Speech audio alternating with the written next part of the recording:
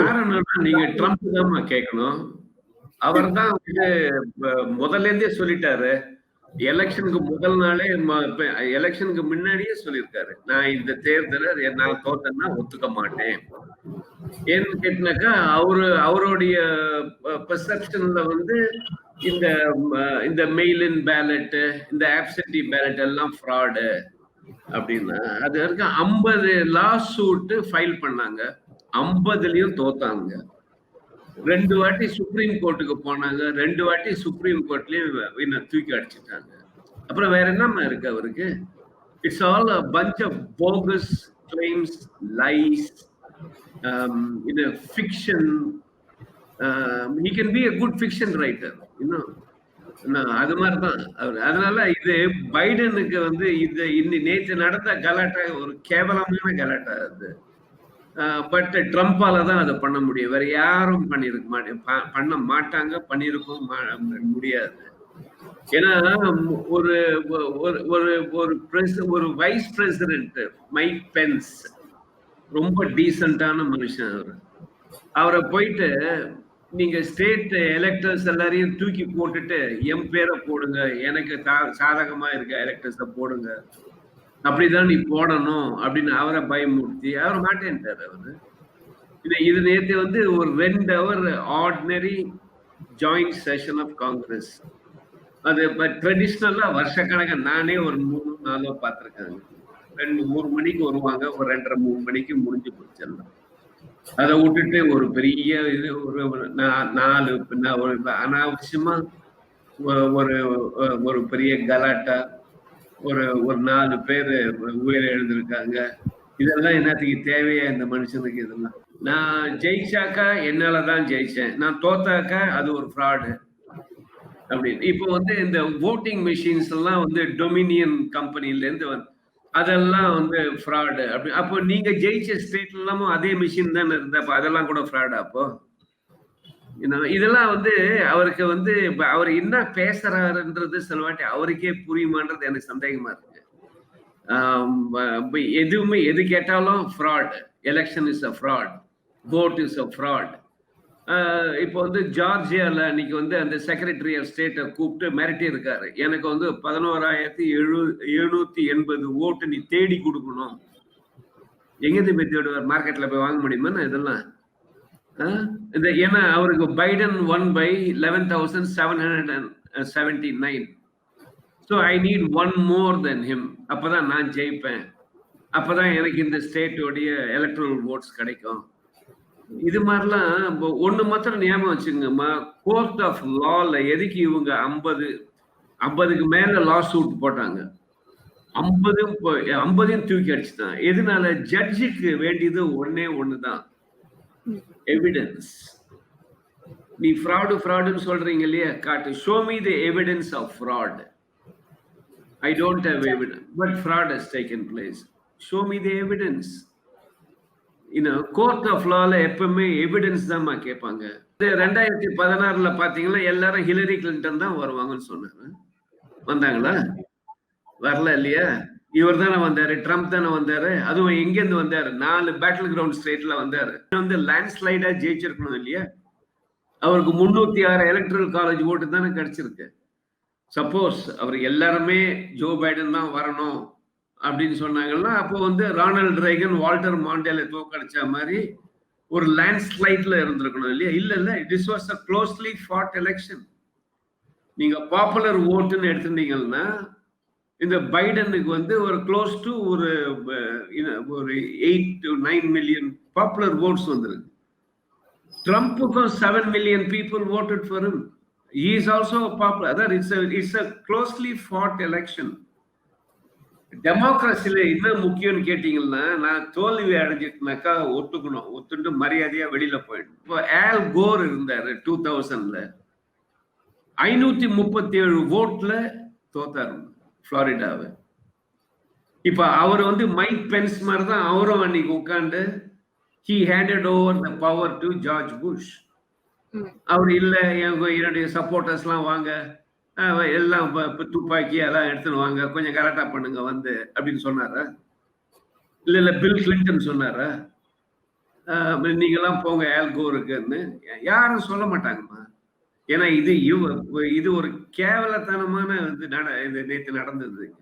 இது மாதிரி நான் என் லைஃப் நானும் அங்க 1976ல இருந்து நான் இருக்கேன். நான் ஸ்டூடெண்டா முதல்ல, அப்புறம் கரஸ்பாண்டா போனாங்க. இது வரைக்கும் இது மாதிரி நான் பார்த்ததே கிடையாது. இங்க என்ன பண்ணிருக்காங்க நேத்து பேரிகேட தட்டிண்டு போயிட்டு இருக்க ஜன்னல் கிண்ணல்லாம் உடைச்சிருக்கானுங்க. அப்போ அவங்க அங்க இருக்க கேபிட்டல் போலீஸ் எல்லாம் சும்மா இருக்க மாட்டாங்கம்மா, சும்மா இருக்க மாட்டாங்க. அது பாருங்க நிறைய பேர் அரெஸ்ட் பண்ணிருக்காங்க. நேத்து வேற வாஷிங்டன் டிசில கர்ஃபியூ இருக்கு, கர்ஃபியூ வயலேட்டர்ஸ் அது வேற அரெஸ்ட் பண்ணிருக்காங்க. பட் நான் என்ன கேக்குறேன்னா, இதெல்லாம் தேவையா? இவங்களெல்லாம் நீங்க வர சொல்லணுமா டிசிக்கு? டிசிக்கு வந்தாக்கா டூரிஸ்டா ஊரை பார்த்துட்டு வெளியில போவாங்க எல்லாரும். இது மாதிரி இது கண்டு எல்லா ஆயுதத்தையும் எடுத்துன்னு உள்ள துப்பாக்கி அது இது அங்க போட்டு நான் இது பண்ணுவேன் அது பண்ணுவேன். இதெல்லாம் ரொம்ப it doesn't speak of a democracy madam. But இது அதுக்குன்னு சொல்லிட்டு நம்ம அமெரிக்காவை கண்டம் பண்ண முடியாது. அமெரிக்காவை கண்டம் பண்ணவும் கூடாது. ஏதோ ஒரு மனுஷன் அங்க இது அப்படியே ஒரு அப்படி பண்ணலாம் அப்படின்னு மைக் பென்ஸ் வச்சுட்டு அது நல்ல மனுஷன். அவர் decent man, is a very Christian man. அவர்கிட்ட போயிட்டு நீ இப்படிதான் பண்ணணும், நீ பண்ணலன்னு என்ன பண்ற பாரு அவரை மிரட்டி அதுக்கெல்லாம் சாய மாட்டேன்ட்டார் அவர். ஏன்னா அவருக்குன்னு ஒரு கான்சியன்ஸ் இருக்கு இல்லையா? அவர் எப்படி பண்ணுவாரு? பைடனுக்கு இருக்க எலெக்டர் எல்லாம் எடுத்துட்டு ட்ரம்ப்புக்குன்னு கொடுத்துட்டு அப்படின்னா அப்போ ஓட்டு பண்ணவெல்லாம் மடையனா? அப்போ அவமானமா இருக்கு, அவமானமா இருக்கு அவனுக்கு. இவர் பண்ணதுல எல்லாருக்கும் அவமானமா இருக்கு. இவ்வளவு கேவலமா ஒரு மனுஷன் நடந்து பாரான்னு யோசிக்கிறாங்க. இப்ப என்ன சொல்றாங்க ரிப்பப்ளிகன்ஸே, என்ன சொல்றாங்க மைக் பென்ஸ் கிட்ட 25th அமெண்ட்மெண்ட்டை வச்சு கேபினட் அப்ரூவல் வாங்கி அவர் வெளியில தூக்கி போடு அப்படின்றாங்க. அதாவது he is incapable of governing, அதாவது நீ are mentally unstable, அது ஒரு ரீசனா வச்சுன்னு இவனை வெளியில தருத்துன்றாங்க. அப்போ நேத்து இன்னைக்கு தான் நினைக்கிறேன் ஒரு லா மேக்கர் சொல்றாங்க, இது this amounts to Trump promoting domestic terrorism அப்படின்னு இருக்காங்க. இதெல்லாம் they are very serious charges. இதுல இதெல்லாம் இது மாதிரி சொல்றவங்க யோசிச்சுட்டு தான் சொல்றாங்கம்மா இதெல்லாம். இப்போ ஒயிட் ஹவுஸ்ல ஒருத்தரா வெளியில போயிட்டு இருக்காங்கன்னா அது என்னைக்கோ போயிருக்கணும். அவங்க ஏதோ பார்க்கலாம் இந்த மனுஷனோட கொஞ்ச நாள் இருந்து அப்புறம் இவ்வளவு மட்ட ரகமா பிஹேவ் பண்ணாங்கன்னா யாருக்கும் அவங்க பேர் கெட்டு போயிடுமா? ஏற்கனவே கெட்டு போயிடுது நிறைய பேருக்கு. இவரோட 4 வருஷம் இருந்து அதான் கொஞ்சம் லாஸ்ட் டேஸ்ல இருக்க கொஞ்சம் செல்ஃப் ரெஸ்பெக்ட் வச்சுன்னு வெளியில போயிடலாம்னு பாக்குறாங்க. அவர் சரித்திரத்துல தோல்வின்றது வார்த்தையே கிடையாது. He was brought up that way, madam. Okay, டிஃபீட்ன்ற வார்த்தையே கிடையாது அவர் டிக்ஷனரியில. தோல்வின்ற வார்த்தையே கிடையாது. அதனால எது அவர் பண்ணாலும் ஜெயிக்கணும். அவர் ஜெயிக்கலைனாக்கா ஜெயிச்சேன்னு சொல்லணும் எல்லாரும். அது மாதிரி மென்டல் செட்டப்மா அவருக்கு. அவர் he has got some problem. It's not a split personality. It is just a bizarre way of அது மாதிரிதான் அவங்க அப்பா அவரை வளர்த்திருக்காரு. அதாவது you should never lose அப்படின்னு. So that thing has sunk into his mind. இப்ப என்ன பண்ண போறாரு? 20ஆம் தேதி அன்னைக்கு 11:59க்கு 12 o'clock ட்ரம்ப் ஓத் எடுப்பார். ட்ரம்ப் இல்ல, பைடன் ஓத் எடுப்பாரு. இவர் என்ன பண்ணுவாரு? இவர் ஒயிட் ஹவுஸ் செயின் போட்டு அங்க நிப்பாரு ஃபென்ஸோட. வெளியில போனோம்ல, last option today which was not at all an option has also been exhausted. இப்ப இருக்க சூழ்நிலையில ஜோ பைடனுடைய ஆட்சி டொமஸ்டிக் பாலிசியில தான் கான்சென்ட்ரேட் பண்ணுவாங்க. டொமஸ்டிக் பாலிசி நான் என்ன சொல்றேன், பேசிக்லி 2 things. ஒன்னு திஸ் கொரோனா வைரஸ் கோவிட் 3 லட்சம் பேருக்கு மேல பலியாயிருக்காங்க அந்த ஊர்ல. More than 300,000 people have died. Okay, and people are still dying. Okay, அது கொரோனா வைரஸை எப்படி இது பண்றது, மேனேஜ் பண்ணி இது பண்றது. ஏன்னா 9-10 மாசமா 12 1 வருஷமா ட்ரம்ப்பை பொறுத்த வரைக்கும் கொரோனா வைரஸ்ன்றது ஒண்ணு கிடையாது. அதெல்லாம் it was a figment of imagination of democrats அப்படின்னாரு. அதாவது இந்த corona வைரஸே it is a bogus illness made up by democrats to come to power அப்படின்னாரு. நீங்க பாத்தீங்கன்னா பிப்ரவரி மாசம் கூட அவர் he was in denial. When his intelligence people said we have a problem Mr. President, அவனுங்களாம் என்ன தெரியும் அவனுங்களாம் என்ன தெரியும் அப்படின்னு. ஓகே, அது ஒண்ணு corona. Secondly, your economy has got to get back on track. ஞாபகம் வச்சுக்கோங்கம்மா, அமெரிக்கன் எக்கானமி நம்பி தான் நிறைய எக்கானமி இருக்கு. It's a $25 trillion economy. It's not 1 or 2 trillion, $25 trillion economy. And that is facing a lot of problem today because it was not handled properly. It was not handled properly because of the COVID. மூணாவது என்னன்னு கேட்டீங்கன்னா the racial tension. இப்ப நீங்க பாத்தீங்களா, நேத்து Washington டிசிக்கு வந்த 99.9999% were all white supremacists. அதுல நீங்க one fellow of color கூட பார்த்திருக்க மாட்டீங்க அந்த கூட்டத்துல. சோ அது the race relations, racial riots ஆரம்பிக்கும் போது ட்ரம்ப் என்ன பண்ணாரு, அதை அணைக்கிறதுக்கு பதில் அதுல இன்னும் கொஞ்சம் பெட்ரோல் ஊத்தினாரு, இன்னும் கொஞ்சம் பத்தினி ஏறிட்டோம். அதனால எல்லாரும் நினைச்சுட்டு இருக்கீங்க, எல்லாரும் நம்மளே சொல்றேன், எல்லாரும் நினைச்சுட்டு இருக்கோம் ரேஷியல் வயலன்ஸ் அப்ப என்ன போலீஸ் ரிஃபார்ம் பண்ணிட்டா எல்லாம் சரியா போச்சுன்னு. இல்லம்மா, police is only one aspect of it. Police brutality is only one aspect. நீங்க பல வருடங்களா அங்க வந்து இன்ஸ்டிடியூஷனலைஸ்டு ரேசிசம் இருந்திருக்காரு. அப்படியே it has seeped into the system. நேற்று நடந்த தகராறு கூட அவர் எதனால இது மாதிரி பண்ணாருன்னு கேட்டீங்கன்னா, it is a part of the racism that is coming to the fore. இப்போ ஜார்ஜியால தோத்துருக்காங்க, சதர்ன் ஸ்டேட். ஜார்ஜியா 1992ல இருந்து இது வரைக்கும் ரிப்பப்ளிகன்ஸ் தோத்ததே கிடையாது ஜார்ஜியால. நேற்று கூட 2 சீட்டும் ஜார்ஜியால டெமோக்ராட்ஸ் தான் எடுத்திருக்காங்க. Okay, but Georgia is a southern stronghold where blacks have always been suppressed in the south. Okay, இப்போ அவங்க it has now become a democrat. இப்போ அதெல்லாம் ஒரு huge boiling point இப்போ. ஸோ அதுக்கப்புறம் தான் பைடனுக்கு ஃபாரின் பாலிசியில இன்ட்ரெஸ்ட் வரும். ஃபாரின் பாலிசி மாத்திரம் ஒன்று ஞாபகம் வச்சுக்கோங்க, அது அவ்வளோ ஈஸியா மாற்ற முடியாது. நம்ம கார் ஓட்டுற மாதிரி அந்த கியர் ஷிஃப்ட் பண்ற மாதிரி நினைச்சதுக்கே பண்ண முடியாது. ஃபாரின் பாலிசி மாத்துறது ரொம்ப கஷ்டம், ரொம்ப கஷ்டம்.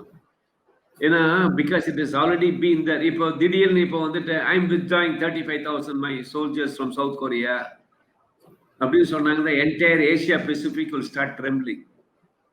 பண்ண முடியாது. I am withdrawing from Japan, I am withdrawing from இது, I am withdrawing from Afghan, எல்லாம் அவ்வளோ சட்டுப்புட்டு பண்ண முடியாது. ஸோ அதெல்லாம் கொஞ்சம் யோசிச்சுட்டு தான் பண்ணணும். அதுவும் இவர் வந்து பைடன் வந்து அது வரைக்கும் நீங்க கொஞ்சம் நம்பலாம். ஏன்னா அவரு 46 வருஷம் யுனைடெட் ஸ்டேட்ஸ் செனட்ல இருந்திருக்காரு. He has been a legislator. He has been a policy maker. He has been the chairman of the Senate Judiciary Committee. He has been the chairman of the Senate Foreign Relations Committee. So மனுஷனுக்கு Washington எப்படி நடக்கும்ன்றது தெரியும், அவருக்கு எப்படி policy frame பண்ணணுன்றது தெரியும், எப்படி நம்ம opposition கிட்ட பேசணும்னு தெரியும். இவர் வந்து ட்ரம்ப் வந்து என்னைக்காவது உட்காந்து பேசியிருக்காரு டெமோக்ராட்ஸ் கிட்ட, நான்சி பெலோசி கிட்டையும் சக் ஷூமர் கிட்டையும்? அவங்களெல்லாம் பார்த்தாலே பிடிக்காது, கண்ணாபின்னு ட்விட்டர்ல எழுதுவாங்க.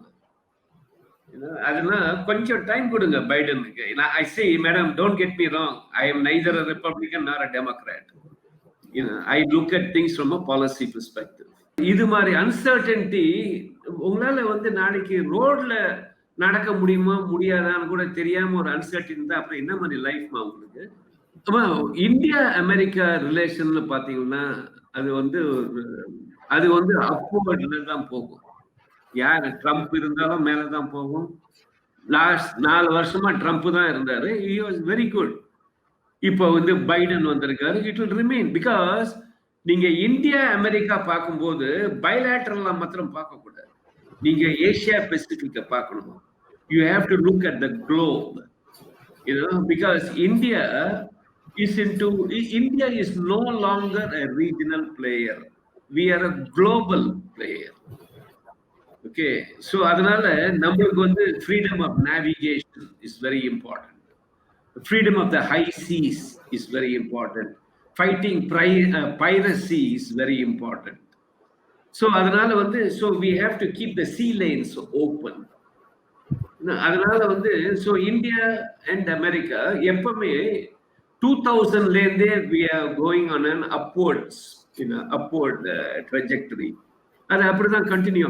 இப்போ பைடன் சில பேர் சொல்லுவாங்க இந்த டெமோக்ராட்ஸ் வந்தாக்கா இந்தியா கொஞ்சம் கஷ்டம். ஏன்னா அவங்க வந்து ஹியூமன் ரைட்ஸ் பத்தி பேசுவாங்க, நியூக்ளியர் வெப்பன்ஸ் பத்தி பேசுவாங்க அப்படின்னு. பேசட்டுமே, நம்மளுக்கு இதான் பதில் சொல்ல தெரியாது. பேசட்டுமே, காஷ்மீரை பத்தி பேசட்டுமே, நம்மளுக்கு என்ன பயம்? why are we so diffident? யாராவது ஒருத்தன் நம்மளை பத்தி பேசிடுவோம், பேசட்டுமே. நம்மளுக்கு பேச தெரியாது. திருப்பி ஹியூமன் ரைட்ஸ் பத்தி எல்லாரும் பத்தியும் தான் பேசுறாங்க அமெரிக்கால. இந்தியாவை பத்தியும் பேசுவாங்க, பேசட்டுமே. If there is a way in which they are finding a constructive criticism, we have to take it. இல்லைனாக்கா we have to tell them, listen, உங்களுக்கு நீங்க சொல்றதுல அர்த்தமே இல்லை அப்படின்னு சொல்லணும். அது மாதிரி சொல்லணும். அதே மாதிரி வந்து காஷ்மீர் ஹியூமன் ரைட்ஸ், நியூக்ளி இதெல்லாம் இந்த பேக்கேஜ் எல்லாம் எடுத்துட்டு வருவாங்க டெமோக்ராட்ஸ். எடுத்துட்டு வரட்டும், எடுத்துட்டு வரட்டும். இப்போ வந்து கமலா ஹாரிஸ் வந்ததுனால உங்களுக்கு ஏதாவது 2 ஸ்பெஷலா வரப்போகுதுன்னு நினைக்கிறீங்களா? ஒன்றும் வராது, ஒன்றும் வராது. she is a wonderful lady, very brilliant lady. She happens to be an Indian American. அவ்வளவுதான், ஃபுல் ஸ்டாப். அதோட விட்டுறணும். நம்ம இப்ப கமலா ஹாரிஸ் வந்ததுனால நம்மளுக்கு ஏதோ ரொம்ப ஸ்பெஷலா வரப்போகுதுன்னா அது மாதிரி நினைக்கவே கூடாது, யோசிக்கவும் கூடாது.